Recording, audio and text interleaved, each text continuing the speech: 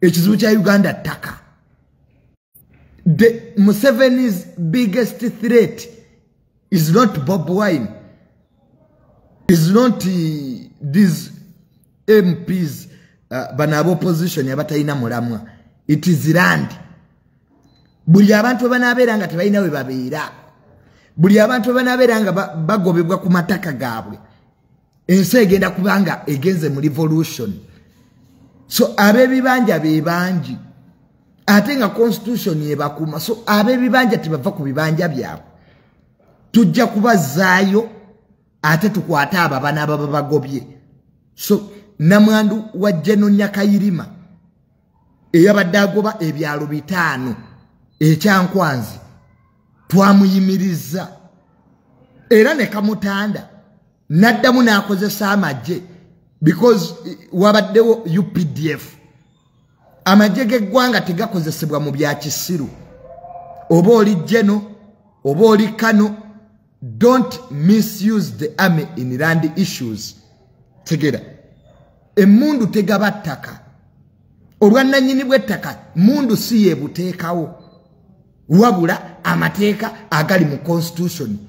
Constitution yekugambye mu article 237 nti ow'ekibanja takwatwako kale ate omugoba otya mpozi ngoba compensate nze kyeŋŋamba balandi road bonna mu Uganda bw'oba oyina ettaka lyo nga kuliko ab'ebibanja tuula nabo oteese nabo bulungi nemmwe mubateekako ekifuba n'oleeta private company n'ebakuba ennyumba zaabwe n'ozoonoona oleese trakita ekiro oguza abapoliisi really tetukisobola kufuga nsi bwe tutyo nti wonaabanga n'enkaayana z'ettaka ng'olinayo gw'omanyi mu magye ng'akuwa UPDF. So namwandu wa Jeno Nyakayirima eyabadde agoba abantu ebyalo 5 ekyankwanzi nze sirabangako bantu batalumirirwanga bano. Muyina essente muyina obuyinza naye abanaku mwe be mutwala nti banaku lwaki temubalekera ebibanja byabwe? Omuntu agambye ekibanja kye takitunda. Why don't you persuade them? Lwaki totula n'ab'ebibanja bano nobagamba mumanyi buli omu njagala mugule ne mubawa ssente ne tosobola kuba byalo 5 abantu tebasigala nga tebalina we babeera abasoba mu 12 mbu kubanga bawo yalwana ensi yabalwana tebasigadde si bantu. So ettaka kyekikulu kati bino ebyaba Bob Wine these nonsensical talks ze mubeeramu mmwe abaale mu ensi ate ffe si ze tulimu bintu bye tulimu bya makulu kiwala nga tukyabindabamu mbwe simanya nopu that idiocy. We are talking about land issues where millions of people are going to be homeless. Ensi eno abantu abalizuuka nga tebalina we babeera gavumenti eno bwerivaako. So ekintu ky'ettaka kintu kikulu nnyo nti ab'ebibanja be bangi ab'ebibanja be balima kakati n'olwekyo teri kugoba bantu ku bibanja byabwe okobaani. So ba RDC mbebaza naddala RDC w'ekyankwanzi RDC atwala ba RDC bonna maama mbabazi waliwo RDC w'Enansana Shafiki Nsubuga bannange mwebale okuteeka ebiragiro bya president mu nkola ebiremesa abagoba ab'ebibanja ku ttaka kubanga ow'ekibanja takwatwako oba landiroodi oyina ekyapo oba toyina that's nonsense. Ekibanja holoda will be there kitegeera.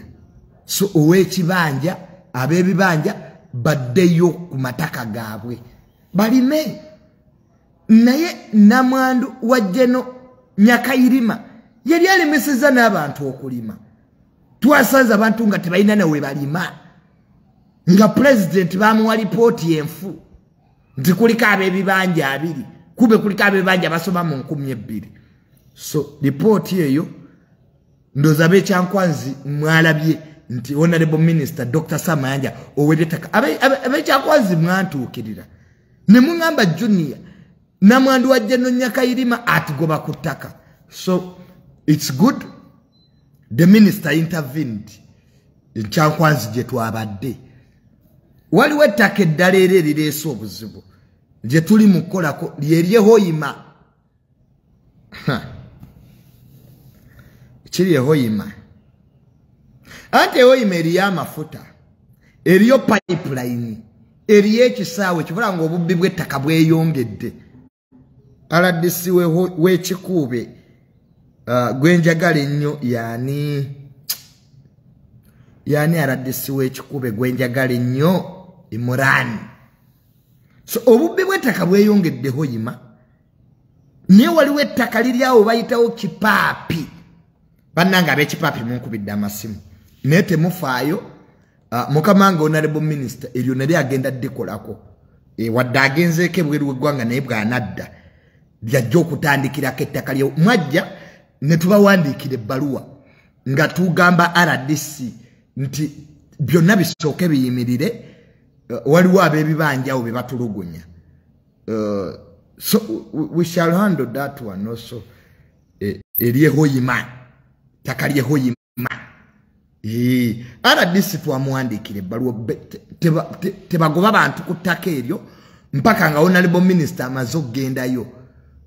Senior Minister Mama Nabakoba yagendayo ne bangambye situation yeyongedde okubeera embi nti waliwo private company ehoyimaawo baba ebibanja bononye ebintu by'abantu. So we are going to handle that land issue also nga bwe twakoze Ekyankwanzi ekya namwandu wa Jeno Nyakayirima. So byebye bikulu nga temunadda mu byafirye dictate bitali magezi mwe bavubuka mwe benda ba ku social media abatalina byakola nga temunayimba Bob Wine simafirye dictate bye navamwe de byekisiro mwogere ku byettaka osegera ebyo bisiya kati mu discussinga byattaka ngeti munadda mu byakisirusiru simanya ebisiyaga sibanya banya balidde ebisiyaga singa mwogera ku bibazimba ne muva ku byekisirusiru ebyo byempulira mu maliramu obudde simanya gondi musiyazi bano basiyazi buli ayagala okumusiyaga mu Uganda bajja musiyaga atayagala kusiyaga tebajja kusiyaga kwa basinga obungi abali mu bisiyaga babibeera mu kyeyagalire segera is voluntary. So those who are looking for money those who want it you'll get it segera ninga mwandi badde mu malobudde kubibazimbe ebyettaka segera nga temunadda mu byakisiru still wasting a lot of time. So byebyo week eno kyobola mbadde busy ba YouTube munkubidde amasimu tukole program tujja zikola week eno siina nnyo byakola week eno tujja kukola ezo ezammwe ze mwagala ezitali mu nnyo makulu bazita sensational kyonna batujja bibeeramu ne right now ttaka lyekkulu kunyweza babibanja ku bibanja byabwe segera. So ab'ebibanja munjagala nnyo bangi nnyo betuyambye kakati asatu gawezi 10 Junior yogerako kati ne ku by'amabaati ababba amabaati muzeeyo amabaati amabaati waliwo byotunulira mu gavumenti eno walaki President Museveni taddamu n'agiwamba. I think we need yeku kati mwe ba minister ababbya amabaati mwadde mugatwalawa really. How do you steal iron sheets? Sincerely speaking mwali mugatwalawo amabaati ne lwaki temugazzabuza ekyo nakyo ne kivaawo. Nino usanga abantu bali bukubba mabaati amabaale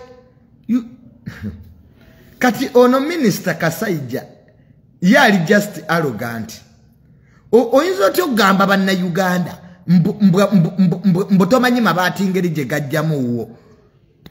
Ne President Museveni lwaki tosiba abantu bano? Okay, with due respect, Commander in Chief. Lwaki aba minister bano abalabikidde mu byamabaati tobasiba? Kubanga Minister Kasaijo wa Finance atugamba ati tamanyi mabaati ngeri gye gajjamu. Really? Nemu Islamu agala kusuula Museveni.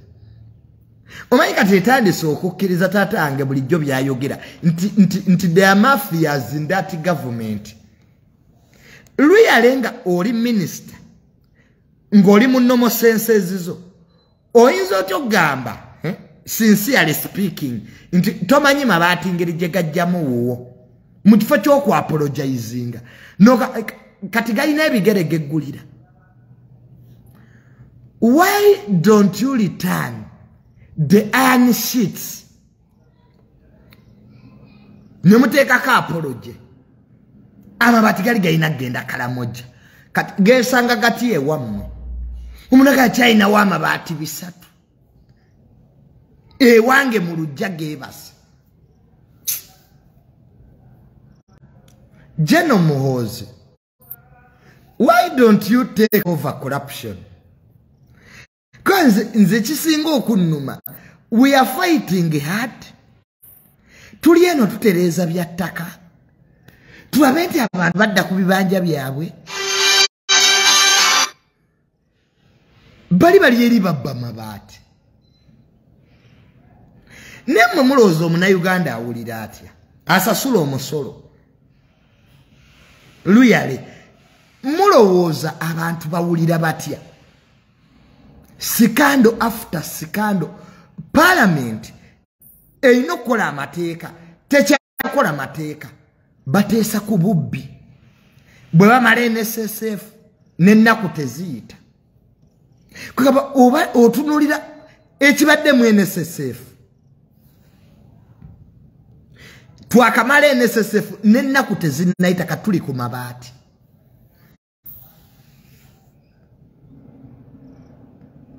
Nenga weewuunya n'ogamba naye ebintu bino babikola mu bugenderevu kusuula gavumenti eno. Babikola lwakwagala just balemeddwa kutunnyonnyola. Because waliwo okubeera ng'olina intentions ennungi naye ng'olemeddwa kunnyonnyola. Naye ku kintu ky'amabaati nga buli minisita abyegaana. Kati mwagala gavumenti tugidefendinge tutya? Okay, twagala nnyo gavumenti. Naye temuyinza kubba mabaati.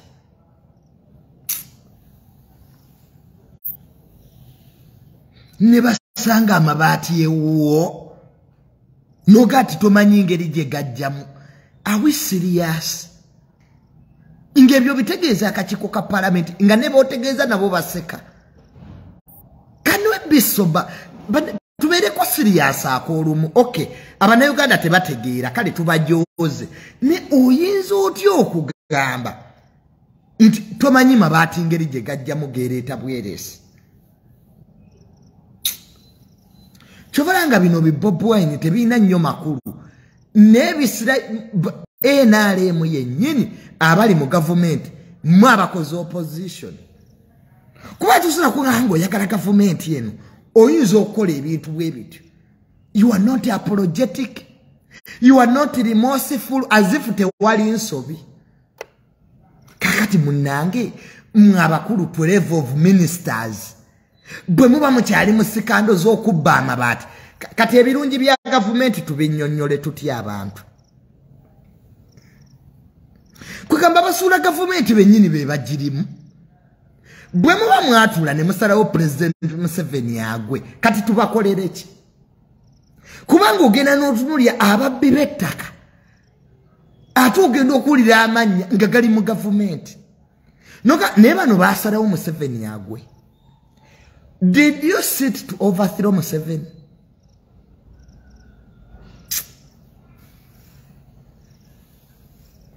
NSSF same thing. Amabaati, same thing. Scandal after scandal. Tugane kakati bino new vision yakuba. Omuntu negat minister yakuta Amabaati nagasere sentezi. No kakati kino tukidefendinge tutya. So kintu kibi nnyo. Let us be apologetic. Let us be accountable to the taxpayers. Abana Uganda. Abasasula omusolo guno. So kyanaku nnyo that we are having such a story at a very bad critical time of economic hardships. Ngebyenfuna tebikola. Ninga abantu bali mu kwegabira Amabaati, ono natwalako ebisatu, oli natwalako ensanvu, ono nawaako baganda be. Nenga bibalemye okunnyonnyola. Kale nonno mubibbe, naye mubinnyonnyole. Naye ogenda obbalaba mu komiti, olyaga nange simanyi, nze ate saagasaba. Amabaati agali galina okugenda e Kalamoja geesanga gatya mu constituency zammwe kye muba mutunnyonnyola. Junior talk about abali edduba buli atajja ku mukolo gwange sina mboozi naawe nababulookinga kyobola abamu munkubira sikwata bwe mba nakuyita ku mukolo gwange n'otajja please don't call my number. Nze nkola emikolo to show friends.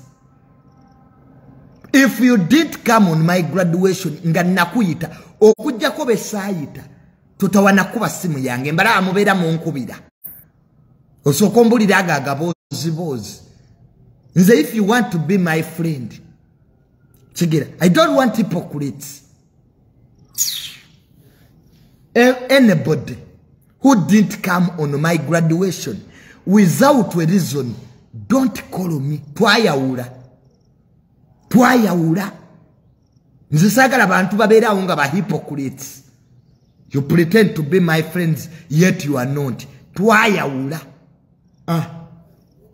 Nze graduation yandaga who is my friend, who is not my friend. Kati munoonya reason. Kati kubagenya abakulu bonna gwo abasinga amaanyi gwatajja. Nze saagala ba hypocrites buli gwe nayita ku function yange n'otajja. Don't call me again. Keep your reasons to yourself. Shine to be manyira. Oyo nona kadi yange I would have given it to somebody else. Gomanya bali bagala okujja ku graduation yange nenge namba bambi tezibasobozesa. Gwe sebo toze kato yagala kunkubira simu mpe reason nibyo don't call me. Apart from a few people who gave me reasons lwaki tebajja. Katsa kumanyira twayawula I don't want hypocrites. Omanyi media industry mulimu ba hypocrites bangi. People pretend to be your friends, they are not. Nemujja nyini nemunyononera kadi nemunyononera obutebe kati mbo mwefuula bakwano bange. You are not my friends. Nze buli muntu atajjanga nakuyita. Olaba muganda wa president yajja. Mama Mary olaba yeresa byonna gwalabyeko Ameria honorable Ameria kyambadde ku mukolo gonna. If they left all what they could do to come on my function kati gwatayina kyoli nunga mbu tewajja mbu kati now mbu you have a reason. I don't want hypocrites. I don't want hypocrites. I want friends. Wisdom kayenga yajja. Mutabani w'omulalo. Luyale. Nyongerayo eddakiika 15 malo okubuulira bano ba hypocrites. Who are looking for reasons why they didn't come. Kasuku yampa sente. I can exempt Kasuku. Kasuku yampa sente ku pate yange. Era nanga twayali birthday. That one is understandable. Kati ono yibulake aliye yafumba bibozi. N'omulala gwe nasonye wa Spark TV Tamale. Oli gundi oli wa YouTube yagoba mbi kwa accident ngajja. Boda yamukuba era nandaga ebisago. Kati the rest apart from Kasuku ono Simisi ye yangamba boda yamukuba olunaku olwo bambi nandaga ebisago. Ebulake, don't give me your apology. Aba Spark TV Tamale yangambye. Ninzo kuvumira ono. Wachi kyanjagaza ku weekend. Nankubira amasimu ago kumukumu obandi mukazi we. Ajja kumbulira kyannonyako. Ya kunsiri walira siri walirako. Ani, why didn't Isima come? Oyo all access Isima. Teyajja nesimu teyakutwayawula. Nasigaza kaye. Hey. Sha bintu bya kwefula abantu kuberawo mbonga befula mbu they are my friends. Nenga they are not. Nze graduation ye yandaga bakwano bange nabatali. So, twayawula. Shagala ba hypocrites. So buli atajja nga wafuna card. Don't call. Nze ninga Franka Gashumba. Bwakuita notajja mbaye. Nyendo kuvumira bana. Pozi babenga bakubanga birimu amagezi. Ati balaika bagala kumbulira amataka gabwe ge babye. Oba ku weekend waliwo office ekola. So twayawula. Buli atajja ku mukolo gwange don't call me. Nga nakuyita. Shagala ba hypocrites. But kubera wamanga ba pretenders. Osegera. Yes, let them go. Wisdom kayenga yajja.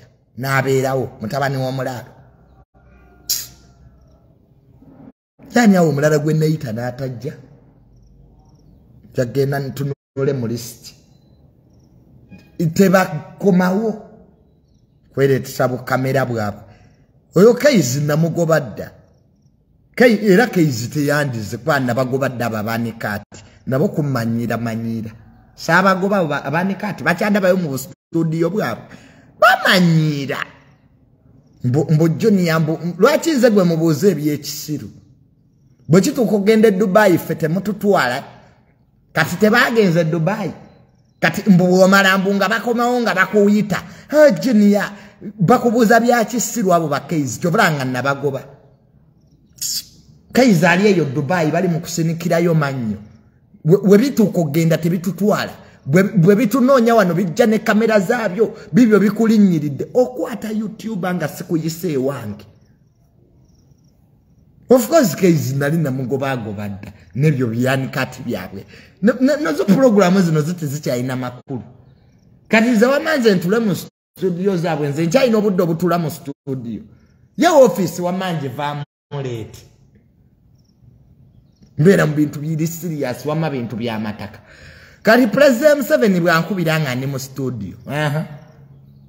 Babero munawo bewunyiriza bwewunyiriza nkwawa. Nzo obushabwa bwe nabugobago batebuyina makulu. Toyinza funa onakuwa mitwalo 10. Uno bera mu bwavu oliawo okola gwakwasa mabwasa goza lakize bya YouTube nabivaamu. Okolerera balala sente. Siva kufuna office ya mataka siga katindiwa. Kiri kibobwa ni kigaba sente. Nazo kikopi kizibu. Gatako buno bu programu bwabwe buno bu anikati simanya bwanyi obubabeeramu. Ne benyampira ne babeeromu kubonna teri ayina 10. Gomala otye fo wanaawo okwogera nga teri yakuwa na mafuta. Bawoza Junior tukwagala nnyo. Mubakwatira ewange mu. Nze sikyagala bintu bitaliimu sente. Kalizo okundaba e Dubai nze. Mbo promota simanya yani oye yabayise tebayina wadde 10. Oba promota be Dubai. Si yani oyo simanya doni bichi. Oh useless beings. Kati zenyende Dubai mbweliyo promota mpise. They don't have money. Era bajja kupangisa ka hoteli kamu buli omwasule mu bubina bwa munne. They can't even sponsor a hotel. Nze bw'obanga ompita wamma mu bintu sooka oleete omutwalo gwa $. Nze kati wamma ngenda mu America.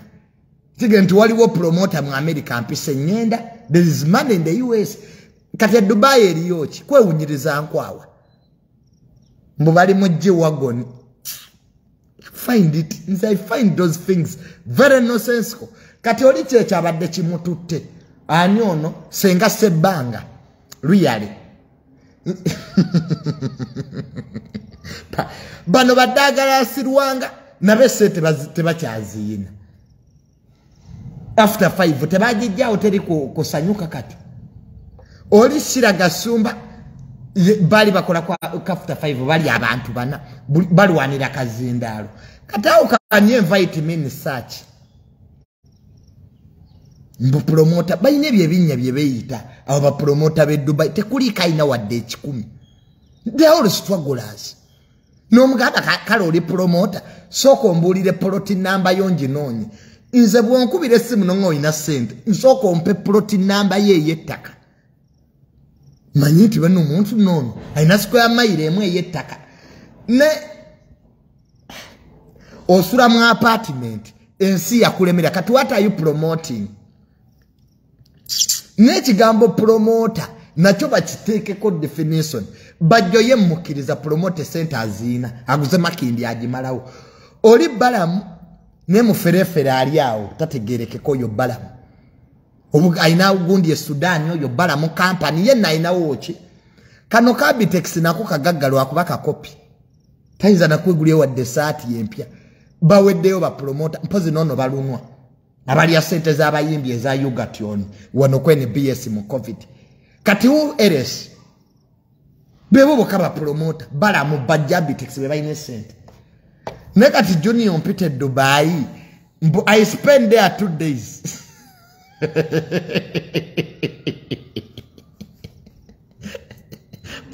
promoting what?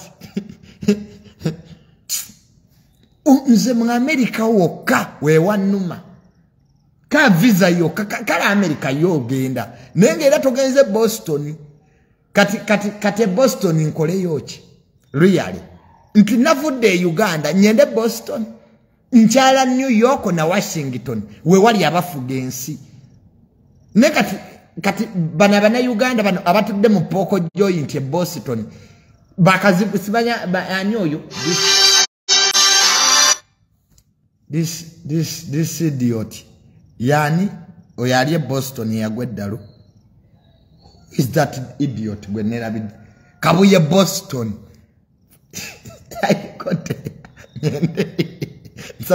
nsasule ticket nyeze Boston kulaba kabuye Boston really so me I can't go to Boston that's sobola ndabe yani to talk what to them. I go to New York, Washington, full stop. Mpozi kale ne Texas nayo California.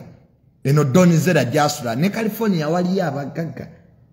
Nze bebyo nanna birimu ebyo byokwefera. Nze Tamale naberanga mu New York ngabebweru bangamba. Junior tugenda kuweereza omutwalo ku biro zize muyina. Temusobola kwerabirira temulabirira abala. So they stopped living that life of thinking it wali agenda okunyamba. Chance beguya. I stopped kweguya lingi abana Uganda nakomo beguya. Sina. I don't have. Sina chenkera kulowoleza mu bantu. I work for myself.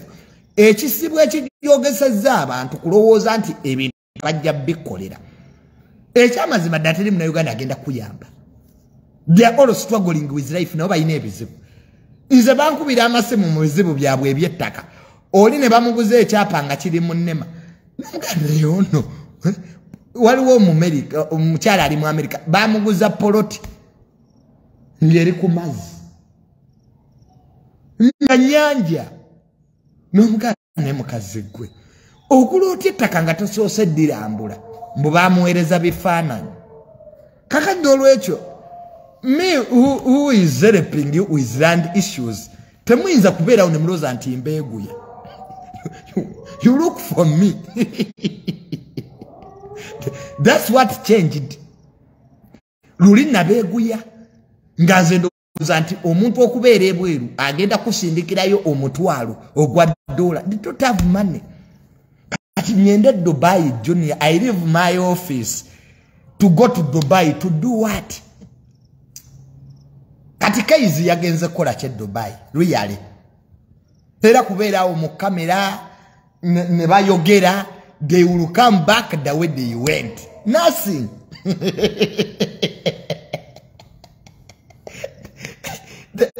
Kati Kayz yagenze kola ki? Omuntu akyayina n'amaalo g'essaati. I tell those young people, be in things that are substantial. Kati abavubuka b'e Dubai tebalina wadde ekikumi. Ajja kujjayo anti akuwa $4 naga ekikumi kireete. Nze babinkolaakolako dda.